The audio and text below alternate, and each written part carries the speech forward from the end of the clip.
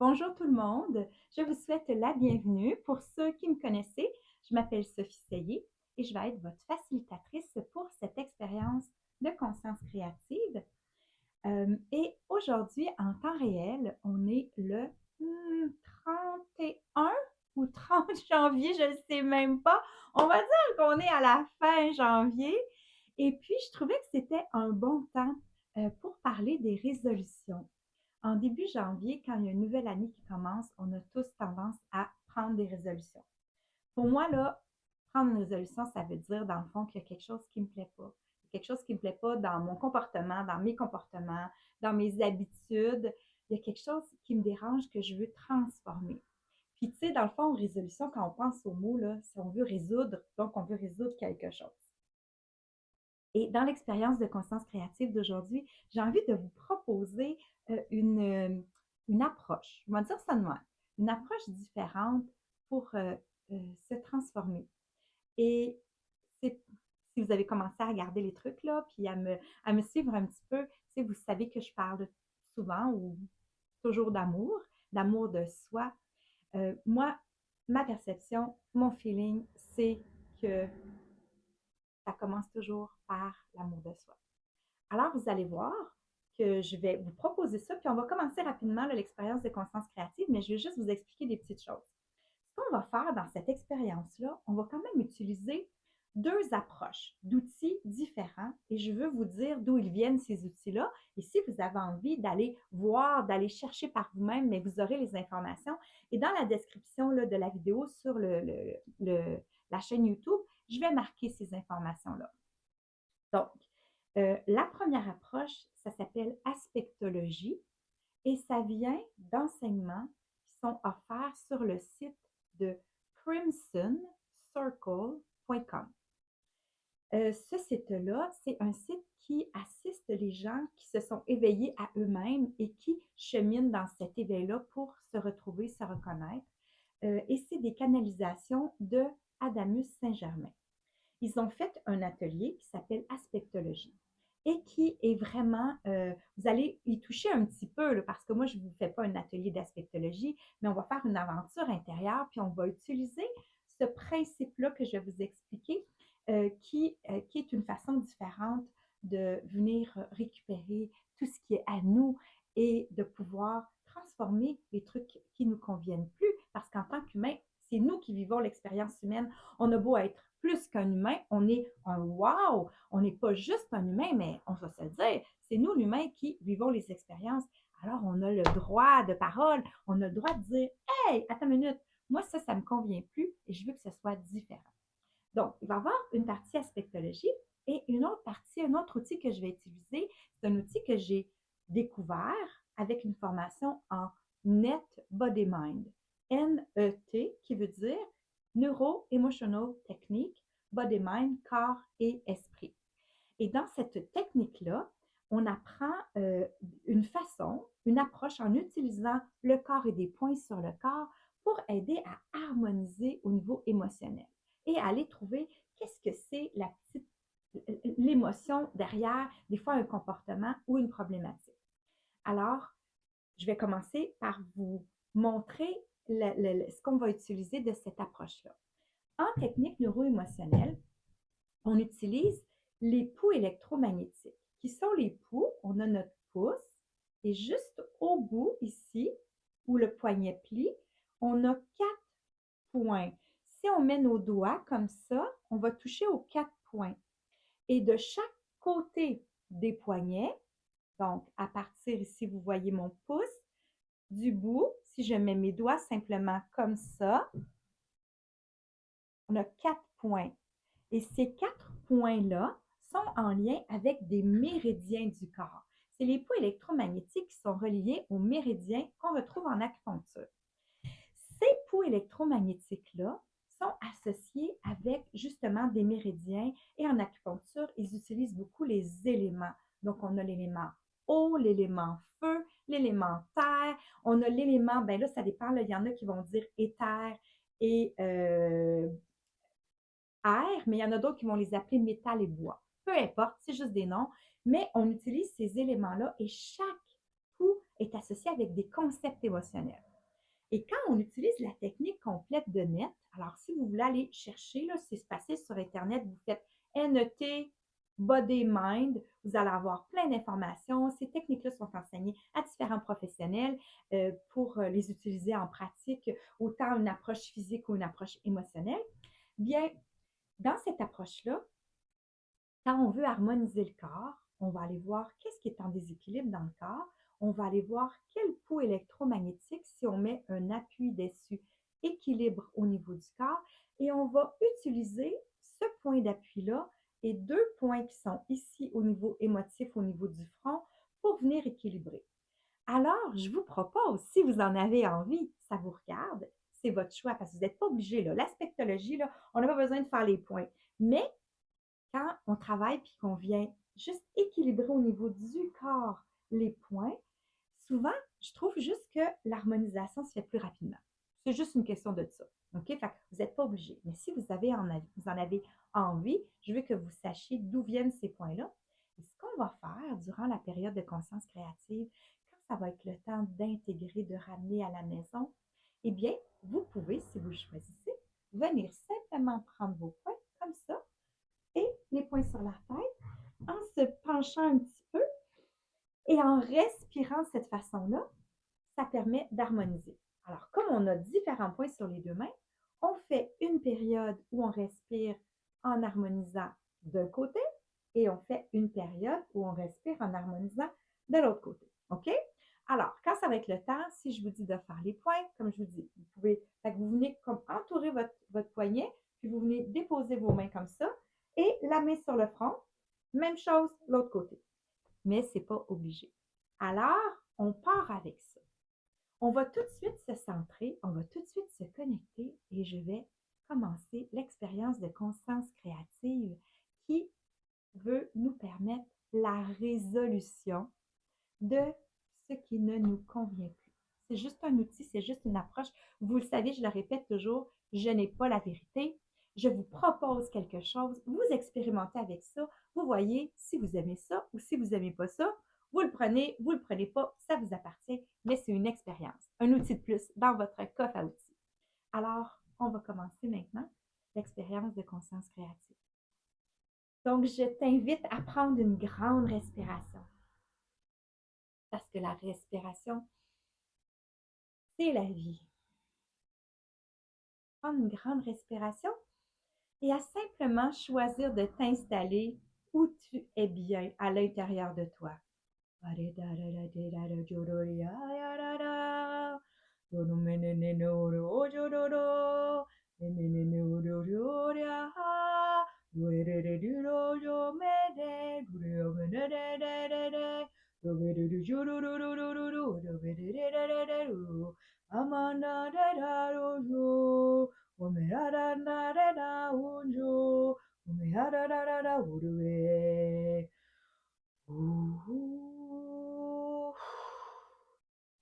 Prends une grande respiration, puis laisse tomber tous les stress, toutes les tensions. Respire toi. Respire qui tu es. Permets à ta magie d'être présente, à ton wow, à ton grandiose d'être présent. Permets à ta conscience, à ton énergie de te servir. Toujours, mais spécialement ici maintenant. Ouvre-toi à vivre l'expérience parfaite, celle que tu as besoin de vivre ici maintenant.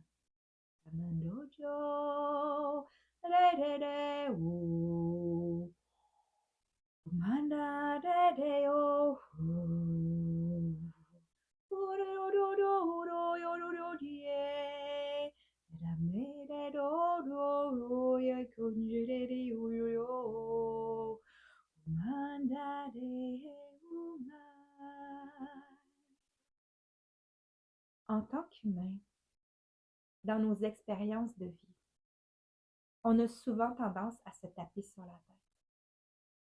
Quand on juge qu'on fait quelque chose de mal, selon notre perception et notre jugement, notre tendance, c'est de se taper sur la tête. Ah, je suis juste une pas bonne, je suis un pas bon. Ah, j'aurais pas dû faire ça. Pourquoi donc j'ai fait ça?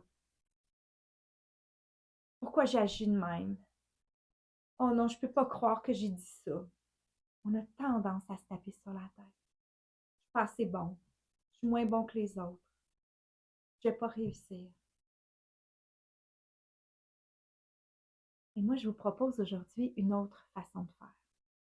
Même à la limite, quand on veut changer quelque chose, c'est un peu parce qu'on juge que ce quelque chose-là, il n'est pas bon. Malheureusement, c'est plate, mais quand on veut changer quelque chose, on y met un petit peu une charge, même si c'est pour le mieux. Si moi, j'ai envie de changer une habitude, que cette habitude-là, ce soit quelque chose de super concret, comme la cigarette ou bien non, l'alimentation ou l'exercice, mais c'est un peu parce que je me juge que c'est pas correct ce que je fais. Puis veux pas, une intention porte une tension un peu. Que cette intention-là soit vers moi ou vers les autres, ben c'est intention, c'est intention, c'est une intention. Ça porte une certaine tension. Alors, je vous propose qu'on laisse aller toutes ces tensions-là. Donc, d'une façon différente, je veux que vous pensiez, si vous avez pris des résolutions au début de l'année, je veux que vous pensiez à ce que vous avez pris comme résolution. La résolution que vous avez prise, elle cache quelque chose que vous n'aimez pas dans votre comportement, dans votre corps, dans votre attitude, dans votre caractère, dans vos habitudes de vie, dans vos relations avec les autres. Alors, je veux aller pas juste à la résolution, je veux qu'on aille derrière ça. Je vous propose d'aller derrière ça, d'aller voir c'est quoi, qu'est-ce qui vous dérange, qu'est-ce que vous voulez vraiment changer, qu'est-ce qui vous dérange dans votre être humain et que vous souhaiteriez qu'il soit différent. Simplement prendre conscience, si vous n'avez pas pris de résolution, ben, allez voir. Est-ce qu'il y a quelque chose que vous aimeriez changer à l'intérieur de vous, autour de vous, dans votre corps, dans votre être, dans vos actions, dans vos comportements de survie? Parce que, tu sais, dans le fond, l'humain, on est fait ainsi. L'humain, on vit des expériences. Et dans nos expériences, on croit des choses de ces expériences-là. Et ces croyances-là vont créer nos blessures. Alors, plusieurs personnes peuvent vivre la même expérience et avoir des blessures différentes de cette expérience-là. Parce que c'est ce qu'on croit de cette expérience-là qui vont identifier et créer la cristallisation qui est notre blessure. Et la blessure qu'on a, si en plus elle est un petit peu accentuée à plusieurs répétitions, bien, elle va devenir plus grande. Et chaque type de blessure, et je vous rassure, il n'y en a pas 500 000, on est des milliards sur Terre, mais il y a une quantité minime de blessures. La majorité des blessures de l'humain se mettent dans 4 catégories. On a la blessure d'abandon, la blessure de rejet, la blessure de persécution et la blessure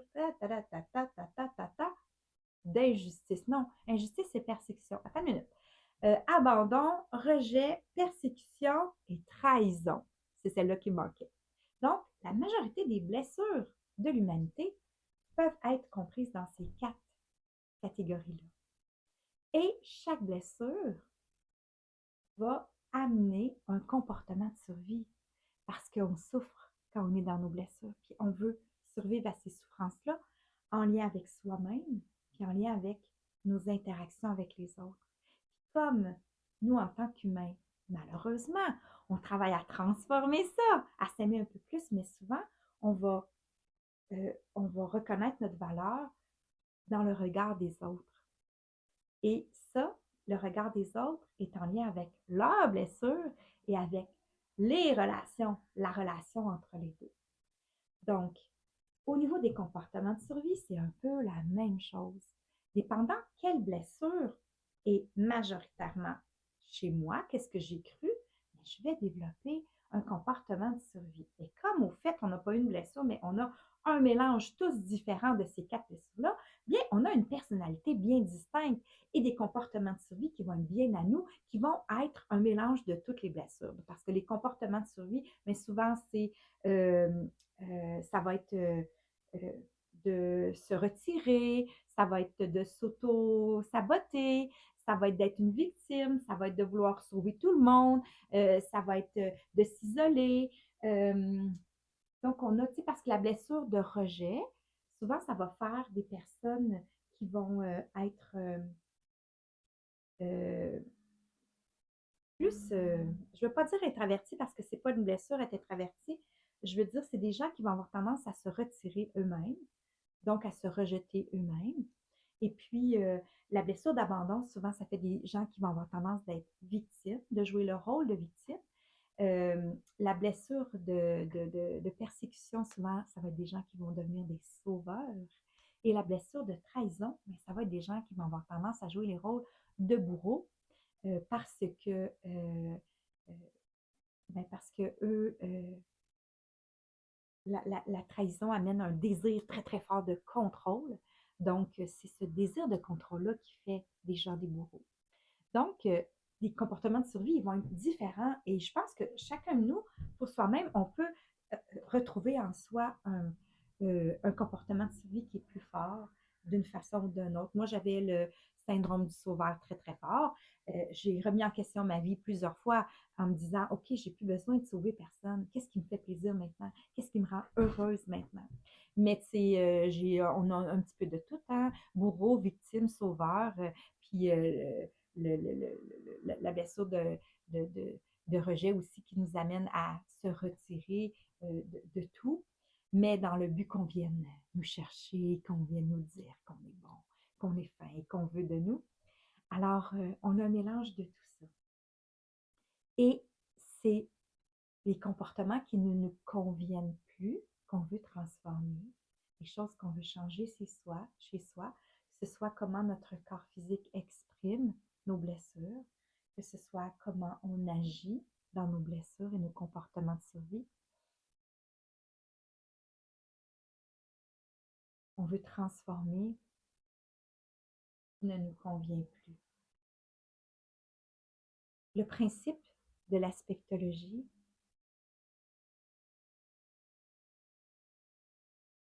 c'est de s'ouvrir au fait que quand on vit quelque chose de difficile,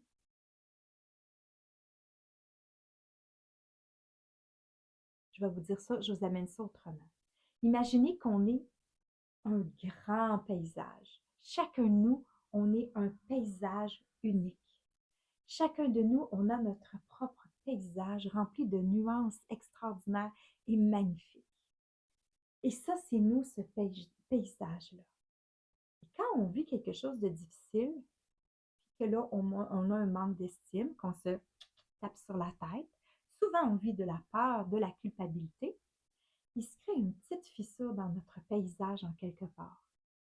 Et si cette fissure-là, elle est activée encore et encore parce que on se tape sur la tête, puis on se tape sur la tête, puis on est de plus en plus dans notre blessure, à un moment donné, cette fissure-là devient un morceau de casse-tête. Et ce morceau de casse-tête-là va se séparer de notre paysage. Et il va commencer à vivre sa propre réalité, OK, sans être connecté à tout le paysage. Alors oui, on pourrait dire que le paysage, c'est notre wow, c'est tout ce qu'on est. C'est tout ce qui nous habite, c'est notre conscience, notre énergie, notre magie, notre sagesse. C'est notre divinité, c'est notre paysage. C'est notre humain aussi, parce qu'il fait partie du grand beau paysage magnifique. Et là, quand on vit quelque chose, quand l'humain croit quelque chose qui n'est pas assez bon, qui n'a pas bien fait ça, qui n'est pas aimé, qu'on le rejette, qu'on ne veut pas de lui, il se crée une fissure, puis ça devient une pièce de casse-tête qui existe séparée du grand paysage. Et en aspectologie, on va appeler ça des aspects. Donc, on est fait de plein d'aspects de nous qui ont leur propre réalité et qui sont là, puis qui nous picossent, qui nous picossent, qui veulent vivre à travers nous leur propre réalité. Et ces aspects-là, qu'est-ce qu'on fait? Comment on peut faire? Comment on peut faire pour prendre cette pièce de casse-tête et la ramener à la maison? Qu'elle vienne se reconnecter à notre magnifique. grand paysage. Comment on peut faire? Vous n'allez pas être surpris, hein? C'est par l'amour inconditionnel. C'est par l'accueil. L'accueil absolu de cet aspect de nous. Cet aspect de nous. Cet accueil absolu-là, c'est sans jugement et sans vouloir la transformer. Sans vouloir la transformer.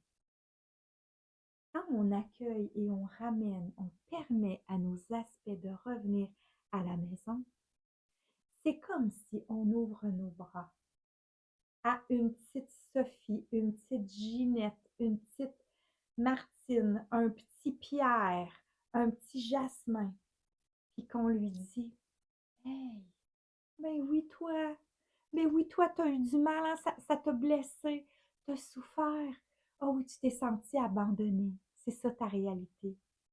Mais, parfait, je suis là. Reviens à la maison. Je suis là. Reviens à la maison, je t'accueille. Viens-t'en dans mes bras. Viens-t'en dans mon cœur. Je te respire. Je te ramène. Tu n'as pas besoin de changer. Je vais juste t'amener à ma grande magie, mon grand paysage, à mon wow. Cette partie magique de moi-là, elle va prendre, elle va te bercer. Et elle va s'occuper d'harmoniser tout ce qui a besoin d'être harmonisé pour que toute ta blessure soit transformée en sagesse. C'est simplement ça. Alors, c'est de s'ouvrir à nos aspects. Nos aspects, c'est toutes les petites parties de nous qu'on a l'impression qui nous contrôlent, qui nous picossent, qui vivent à travers nous. Et c'est pas ça qu'on veut. Mais c'est comme aussi un costume. Imagine, on est un acteur. Et là, les aspects, c'est plein de différents personnages. On a mis ces costumes-là, on a joué ces personnages-là, mais là, on est prêt à exprimer autre chose. Et c'est comme si on fait: Viens-t'en, mon personnage, viens-t'en, mon personnage, je te ramène à la maison. Et là, ben oui, tu vas pouvoir te reposer, puis je vais pouvoir accrocher mon costume. Je le brûle pas, je le transforme pas, je vais juste l'accrocher dans mon garde-robe. Parce que peut-être qu'un jour, j'aurai envie de reporter ce costume-là. Et quand j'ai la conscience que je suis l'acteur, je ne suis pas le personnage. Je suis l'acteur qui peut jouer tous les rôles. À ce moment-là, tous les rôles, je les aime. Ils sont différents, mais ils ne sont pas moi. Et c'est un peu le principe des aspects. Les aspects, c'est des aspects de nous. C'est comme des personnages qui ont été cristallisés dans le temps par nos blessures et qu'on ramène à la maison. On fait: Viens-t'en. Ben oui, j'accueille tout ce que tu es parce que tu m'as servi de plein de façons. Mais là, je vais te raccrocher dans mon garde-robe parce que moi, en tant qu'acteur, j'ai envie d'exprimer autre chose. Alors, c'est le temps maintenant. C'est le temps maintenant de te connecter, d'être ouvert, simplement ouvert à un aspect à la fois, un aspect de toi que tu as envie de ramener à la maison. Un aspect, oui, un personnage que tu n'as plus envie de jouer. C'est juste ouvrir et être conscient de cet aspect-là. Là, tu n'engages pas de conversation avec. Tu ne commences pas à faire: Ben oui, ben oui. Non, non.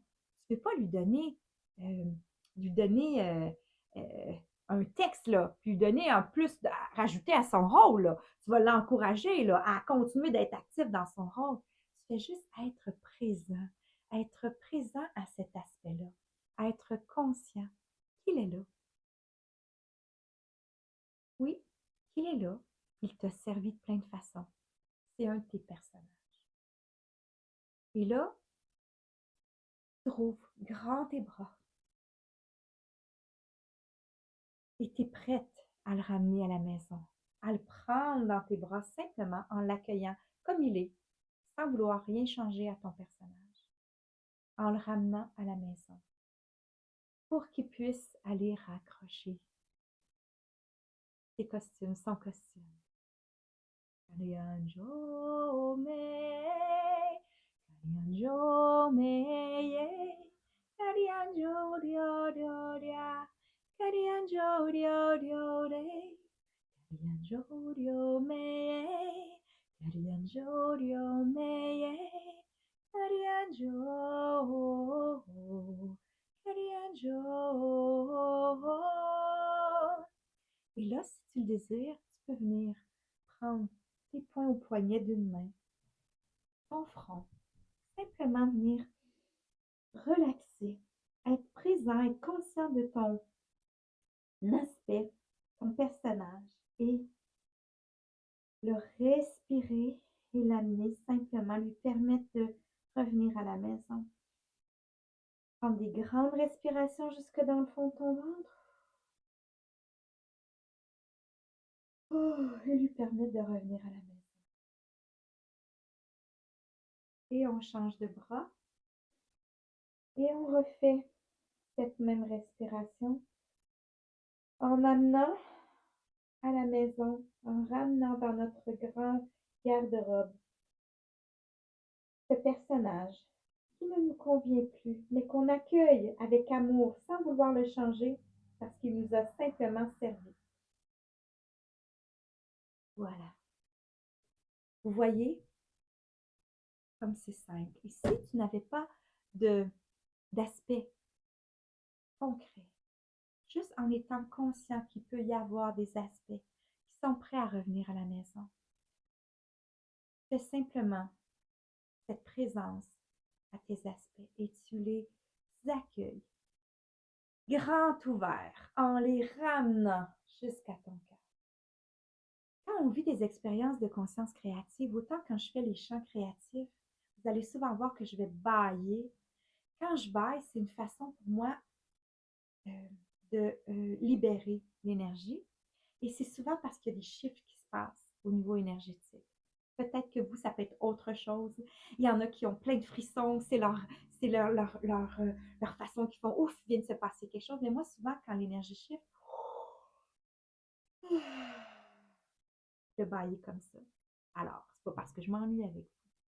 Donc, on est là, présent à notre aspect. Une fois qu'il est de retour à la maison, dans notre paysage, c'est terminé. C'est terminé. C'est aussi simple que ça. Comme je vous dis, ce n'est pas de vous connecter avec votre aspect, de commencer à y parler, de commencer à lui dire ce que vous n'aimez pas, qu'est-ce que vous aimeriez qu'il change. Non, ça c'est contre-productif. Ça va juste lui donner de la force.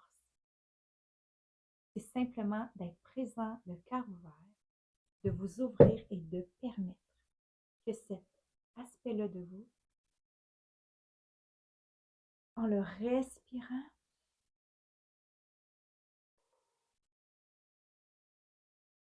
vous le ramenez à la maison. Simplement. En le respirant, vous le ramenez. En le respirant, vous le ramenez à la maison.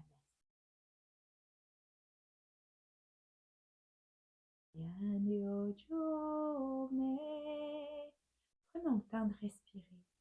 S'il y a d'autres aspects, s'il y a plusieurs aspects que vous avez envie de ramener à la maison maintenant, je vais simplement faire les chants créatifs. Et prenez le temps de bien respirer dans cette ouverture-là, dans cette conscience, dans ce potentiel-là de cette approche, dans ce nouveau potentiel simplement.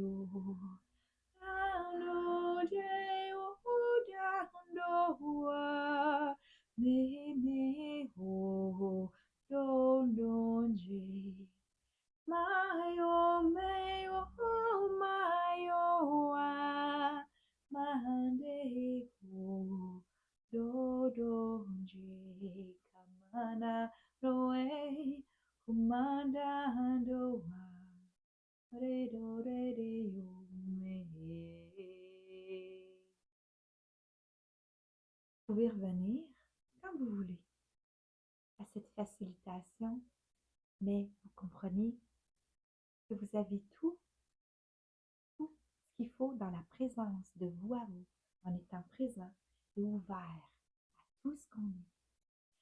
Conscient de notre grand paysage, de notre wow, et ouvert à tous ces petits morceaux de casse-tête-là, ces aspects-là de nous qui sont prêts à revenir intégrer le paysage, revenir à la maison. Il n'y a rien qu'on peut déjà avoir fait dans le passé. Rien. Peu importe. Dans cette vie-ci ou dans d'autres, tout peut être réintégré dans l'amour, chaque aspect. Et chaque aspect cherche à revenir à la maison. Et lorsqu'on est conscient de ça et que l'on permet, tout peut être résolu. Alors, je te souhaite une magnifique journée, nuit, soirée, peu importe à quel moment tu écoutes ça, une magnifique présence de toi à toi. Et je te dis, souviens-toi que tu es wow. À bientôt. Bye bye.